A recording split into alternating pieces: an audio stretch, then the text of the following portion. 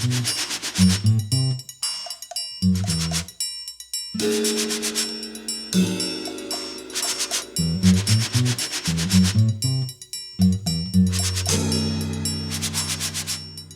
toupeira é um animal voraz. Comparado a uma escavadeira comum, pode ter sua eficiência questionada. A escavadeira, no entanto, não funciona se não operada por alguém que lhe controle. Há uma particularidade na toupeira. Ela não só cria caminhos, como também pensa sobre esses caminhos e como eles podem servir melhor para ela e para outras toupeiras. Muitos revolucionários dispensaram o trabalho das toupeiras, uma vez que não podiam traçar seus caminhos. Mas as toupeiras nunca pararam de criá-los. Tampouco os anticapitalistas devem deixar de fazê-lo. A velha toupeira é uma aposta do passa-palavra. Queremos pensar sobre estes caminhos. Olá, sejam todos bem-vindos ao podcast A Velha Toupeira. Dando continuidade hoje à nossa série sobre educação, a gente vai estar falando sobre a questão das lutas dos estagiários. E para isso, vamos estar conversando com a Flávia, que é estudante de Ciências Sociais na Universidade Federal de Goiás. Oi, Flávia. Bom, primeiramente, para a gente poder começar a nossa conversa aqui, eu gostaria que você contasse para a gente um pouquinho sobre o estágio que você está fazendo.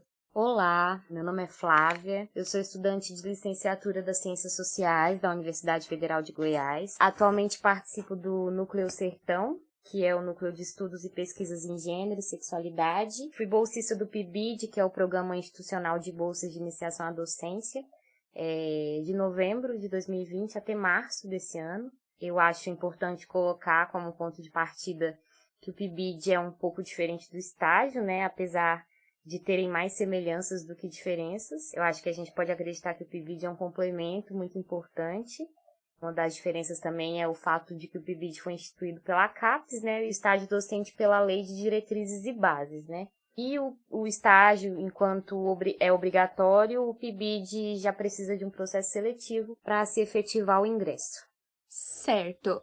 O PIBID, então, ele é um programa que se dedica, assim, a ofertar bolsas de estudo para que os estudantes das licenciaturas possam estar nessa presença na sala de aula, né, lecionando. E então, assim, sobre essa questão das bolsas, como que anda o repasse? Tá havendo repasse para todos os estudantes? E esse repasse está acontecendo no momento certo ou está havendo atraso no pagamento? Em relação à questão do repasse financeiro, o repasse das bolsas do PIBID tem acontecido, né? Agora, no começo desse mês, nós recebemos a última bolsa, mas eles têm acontecido de forma regular, assim, frequente. Mas durante esse período, durante esse tempo de atuação no projeto, a gente enfrentou um período de cortes, né, de bolsas, não só do PIBID, mas também de outros programas, como a residência pedagógica, né, que também é um programa de formação docente, e também foram afetados com o corte da bolsa, que é mais um desses episódios, né, que a gente tem acompanhado de ataque à educação nesses últimos anos, né. Uma coisa que sempre aconteceu, mas especialmente nos últimos anos tem se intensificado. E foi muito difícil, porque isso aconteceu exatamente no momento em que a escola estava passando pelo retorno presencial. E a gente não pôde estar na escola por um período justamente por não ter condições de arcar com as despesas, né? De transporte, de alimentação, que a Bolsa deve garantir, né? Então, para a gente foi um pouco complicado. Eu lembro também que nesse período a Bolsa do PIBID foi uma das razões para alguns estudantes não conseguirem acesso ao auxílio emergencial, né?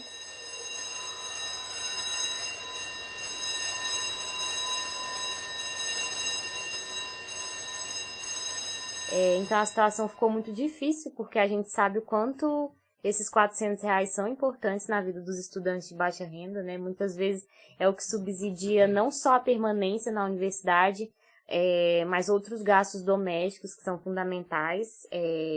Eu vi alguns relatos de alguns bolsistas do PIBID relatando que eles usavam o valor da bolsa para pagar as mensalidades do FIES, né, porque o PIBID é um projeto que também é executado em instituições particulares, mas naquele período houve uma mobilização contra esses cortes, uma cobrança muito intensa, assim, por parte de alguns estudantes, de todos os estados, né? E depois de 3 meses, se eu não me engano, as bolsas em atraso foram pagas. E aí, desde então, o pagamento aconteceu regularmente até o fim do projeto, né? Que pra gente aconteceu no último mês de março. Eu queria que você contasse para a gente também um pouquinho sobre essa questão, né, do ensino na pandemia. Quais você acredita que foram as maiores dificuldades nesse momento? Então, em relação às dificuldades que a gente encontrou durante a pandemia, foram várias. De uma forma geral, assim, a gente já estava enfrentando dificuldades na graduação, né, como estudante de graduação, passando por um processo de adaptação a esse modelo de ensino remoto. E os estudantes da Escola Campo do PIBID, né, que é o Colégio Estadual Jardim América, ou seja, também estavam passando por esse processo de adaptação. Então, por muito tempo, durante as atividades virtuais, a gente permaneceu como estranhos, né, nesse espaço. Nem mesmo os professores conseguiam, né, criar espaços de interação com os estudantes, então a gente ficou um tanto quanto prejudicado, assim, nesse sentido. Ao mesmo tempo, a gente fortaleceu nossas atividades internas de discussão teórica, mas a prática, de fato, ficou um pouco comprometida durante o ensino remoto. Um pouco não, ficou bastante comprometida.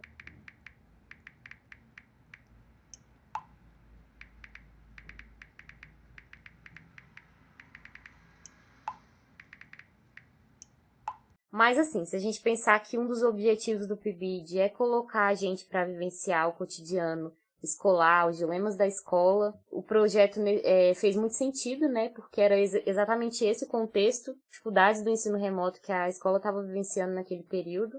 Mas foi muito complicado, a gente não tinha muita oportunidade de construir um vínculo entre nós como bolsistas, né? Uns com os outros, umas com as outras. Mesmo que a gente tentasse sempre fazer durante as nossas reuniões esse movimento de ligar a câmera, de conversar, não foi fácil. As poucas oportunidades de encontro que a gente teve presencial mostrava pra gente o quanto esses encontros eram mais produtivos que os encontros síncronos, que os encontros virtuais. Então, acabavam que toda vez que a gente se encontrava presencialmente, a gente saía, assim, transformado. Então, a gente falava, pô, velho, realmente faz diferença, realmente soma a experiência estar presencialmente com as outras pessoas. Então, a gente considera, assim, que foi um período complicado, onde a gente resistiu, continuou resistindo, tentando fazer o PIBID acontecer, mas que a dimensão presencial do ensino ela é de fato insubstituível, né? O conviver, os afetos, enfim. E sobre essas relações de estagiários dentro da sala de aula, vocês têm contato com o pessoal da direção das escolas? Então, sobre esse contato com a direção, a gente tinha a supervisora da escola, né, que era a pessoa que mediava esse contato que a gente tinha com as outras pessoas da escola, mas logo no início do programa ela precisou sair de licença por alguns meses e foi substituída por uma outra professora que não era professora formada em sociologia, né, então, assim, ficou um pouco prejudicado o nosso engajamento durante as aulas, mas a gente participou de alguns conselhos de classe, onde a direção estava presente, né? Mas a gente nunca teve um contato exatamente direto com a direção do SEJA, né? Do Colégio Estadual Jardim América. Era mais um trabalho de observação e reflexão da nossa parte, assim. Eu acho que com certeza quando a gente quando a gente se envolve com todos os atores da escola, né? Com o projeto político-pedagógico da escola, com as pessoas que estão encarregadas de efetivar esse projeto, mais favorável vai ser a nossa experiência de formação, né? Mais possibilidades a gente vai ter.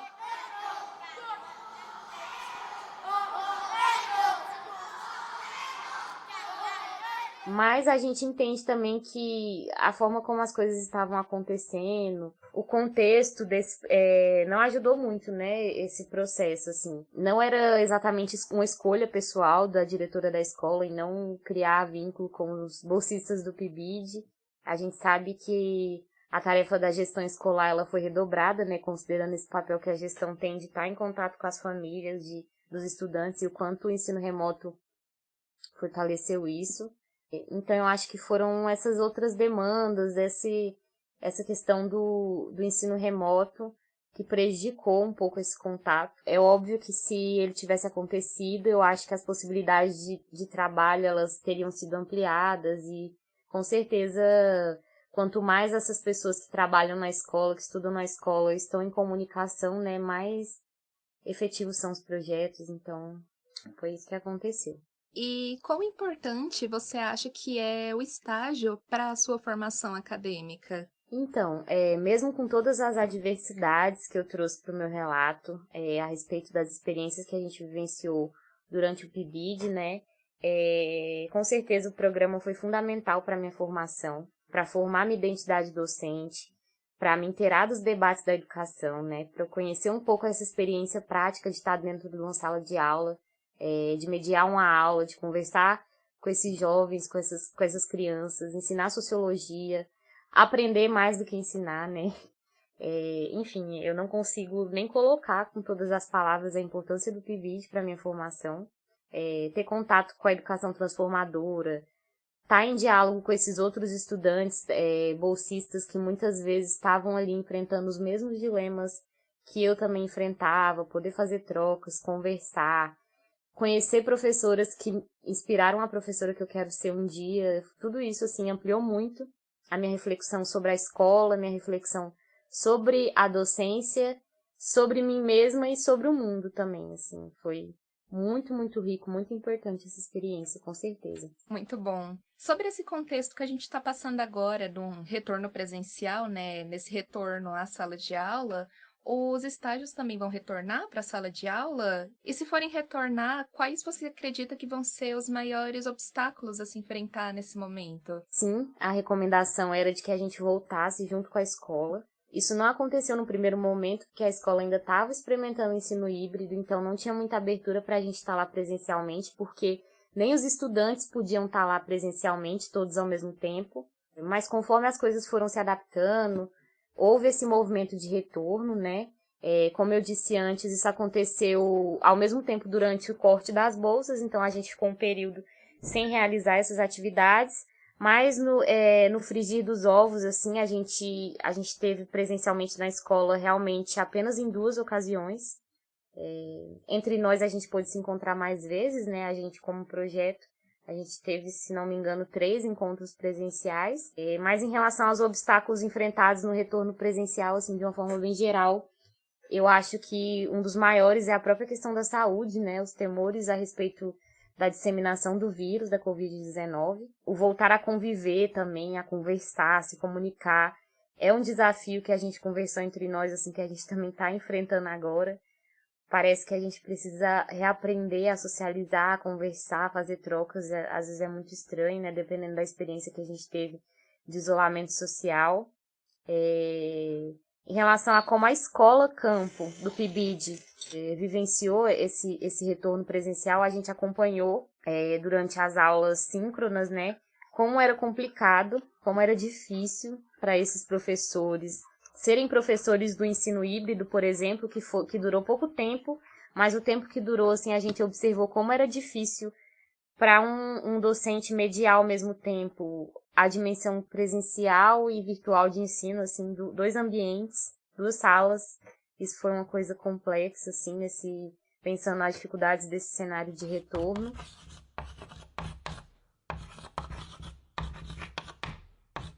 E acho que de uma forma geral, assim, agora, e por muitos anos, a gente vai sentir, a gente vai começar a sentir, começar a descobrir quais são as consequências, né? Não é uma coisa que a gente pode medir assim tão rápido. E é importante que a gente saiba, que a gente conheça, que a gente pesquise todas essas consequências, todas essas afetações, para levar para o campo do debate, né? Para a gente poder pensar os desafios que surgem a partir dos diferentes atores da educação. Para a gente, enquanto estagiário, enquanto estudante, para a escola também, a gente conseguir avançar, né? E tentar, de alguma forma, reduzir os danos desse impacto, que a gente sabe que estão sendo medidos ainda. E aí, Flávia, eu queria que você contasse também um pouquinho, dentro da sua percepção, quais você acredita que são os desafios de se lutar por melhorias na educação sendo estagiária. Então, eu acho que os desafios, eles são muitos, né? A formação docente, os processos formativos, eles reverberam muito nos professores que a gente vai ser um dia. E isso os professores que nós seremos têm um impacto direto no desenvolvimento da educação. Então, acho que a gente precisa tomar consciência da importância desses programas de iniciação à docência, desses programas de estágio, para a gente poder cobrar, né, que eles sejam implementados, que eles sejam mantidos e, se possível, estendidos para um número maior ainda de estudantes. Como eu falei antes, o PIBID, ele demanda um processo seletivo de ingresso, diferente do estágio obrigatório, né? Então, ele não contempla todos os estudantes. Então, a gente precisa conversar entre nós, conversar com as instituições educativas de trabalho, né?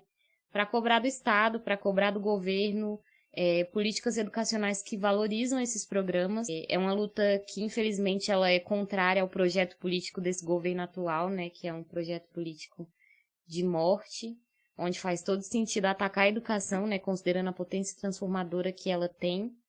Então, a gente vê que os discursos que a gente tem acompanhado do governo são totalmente contrários aos avanços possíveis, né? Então, acho que tudo isso fortalece ainda mais a necessidade da gente estar consciente dessas pautas, da gente ser ativo nas lutas por essas pautas, para poder resistir ao desmonte educacional, para construir processos de resistência, né? Que é uma coisa que acontece devagar.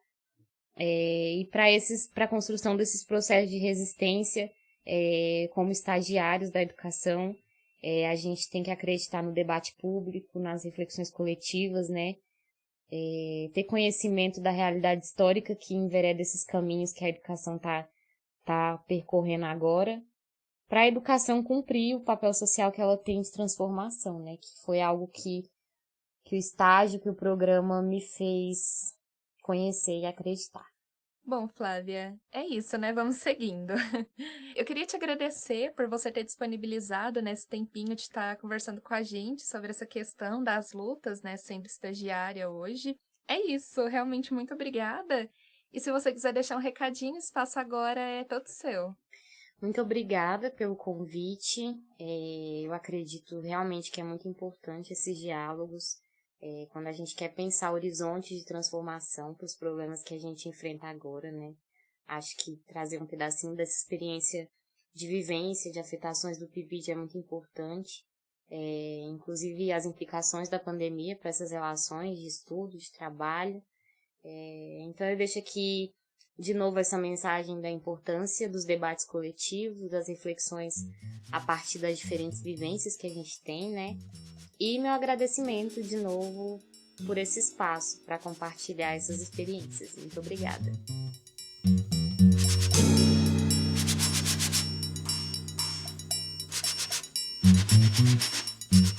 Bom, termina aqui mais um episódio. No episódio seguinte, que vai ser de encerramento dessa segunda temporada da Velha Toupeira, a gente vai conversar um pouquinho sobre a questão dos grandes conglomerados. Todos os episódios da série vão estar disponíveis no Spotify, no Anchor, no Google Podcast, na seção PPTV do site passapalavra.info e no YouTube, onde somos Passa Palavra. Não deixe de acompanhar as nossas redes sociais. No Twitter somos @passapalavra e no Facebook somos Passa Palavra. E não deixe também de acompanhar os artigos que são publicados cotidianamente no site passapalavra.info. É isso, muito obrigada por ter ouvido a gente até aqui e tchau!